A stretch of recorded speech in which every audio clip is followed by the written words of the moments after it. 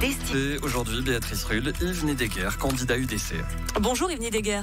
Oui, bonjour. Merci d'être sur Radio Lac. Vous êtes conseiller national depuis 12 ans, vous vous représentez. Qu'est-ce que vous avez encore à apporter ?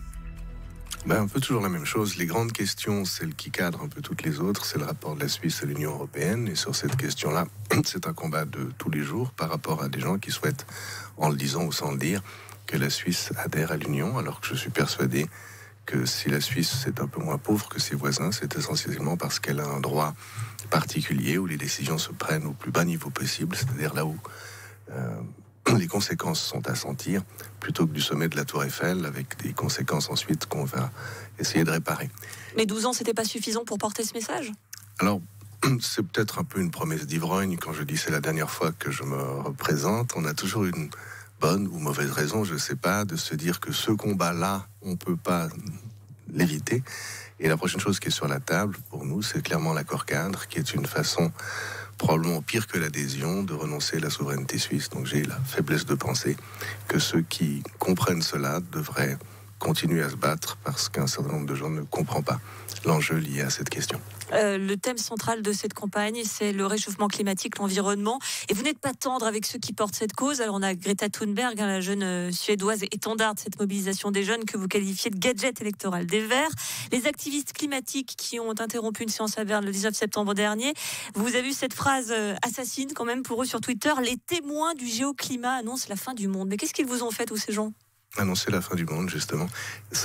En Europe, on est bon public pour ça. Si vous arrivez en disant c'est la fin du monde, que vous ajoutez je suis la vérité, le chemin, la vie, vous pouvez passer ensuite le plateau et ramasser la dîme.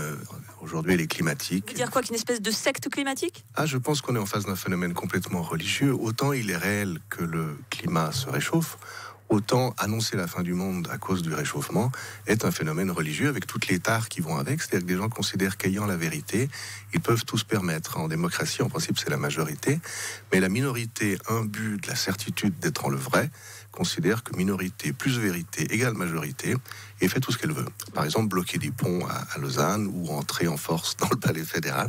Ça, c'est le signe de gens qui cassent les codes parce qu'ils sont imbus d'une vérité. C'est parfaitement sectaire, oui. Et ce message tout de même porté par exemple par Greta Thunberg est important. C'est quelque chose dont on parlait assez peu, voire pas du tout, il y a encore 2 ans. À travers cette mobilisation, on en parle, ça fait réagir et ça fait avancer, y compris jusqu'à Berne. Quel est le message ? Écoutez, ça c'est pas moi qui suis de porte-étendard, mais clairement qu'il faut agir pour limiter le réchauffement climatique. Oui, cette prétention que l'on puisse figer la température qui fait sur la planète alors qu'elle change tout le temps pour des raisons déjà naturelles est certainement un anthropomorphisme un peu inquiétant. Non, l'idée que nous sommes dans une phase de réchauffement, qu'il faut anticiper les conséquences, que ces conséquences peuvent être désastreuses dans certaines régions du monde, tout ça, ça fait partie du débat depuis bien longtemps. Ce qui est nouveau, c'est pas ça, c'est l'idée complètement péremptoire de dire que 2019...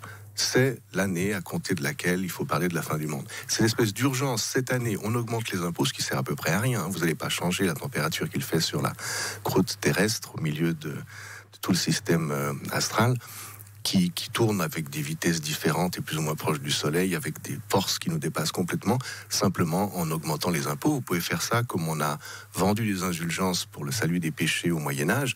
Ça n'a pas marché non plus. Ailleurs, hier, nous recevions Thomas Brucher, les candidats de la jeunesse socialiste genevoise au national. Écoutez-le. Si je vous dis Yves Nidegger, vous me dites Détestable. Votre avis ? C'est chacun droit à son avis. Cette réputation d'homme peu affable, elle vous colle quand même un peu à la peau. Est-ce que ça vous atteint ? Non, mais je suis être détesté par des personnes qui pensent le contraire de ce que je pense. Ça me paraît tout à fait logique. Moi, je déteste certaines opinions. En revanche, je déteste personne, je crois, au plan humain. Ok, on va terminer par un questionnaire-réponse en un seul mot. Votre chanson préférée, Yves Nidegger ? Alléluia de Leonard Cohen. Christophe Blocher ou Albert Rushdie ? Christophe Blocher. Si je vous dis Union européenne, vous me dites ?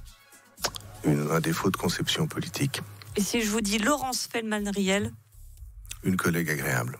Rendez-vous demain avec votre collègue agréable à 7h20. Merci Yves Nédéguer. Je rappelle que vous êtes candidat à UDC pour le national et je rappelle également qu'à 8h10, ne manquez pas l'enquête de Benoît Rouchalot, destination Berne aujourd'hui. Quelle est l'image de Genève sous la coupole à Berne? Vous ne démentirez pas en disant qu'il y a beaucoup de choses à dire?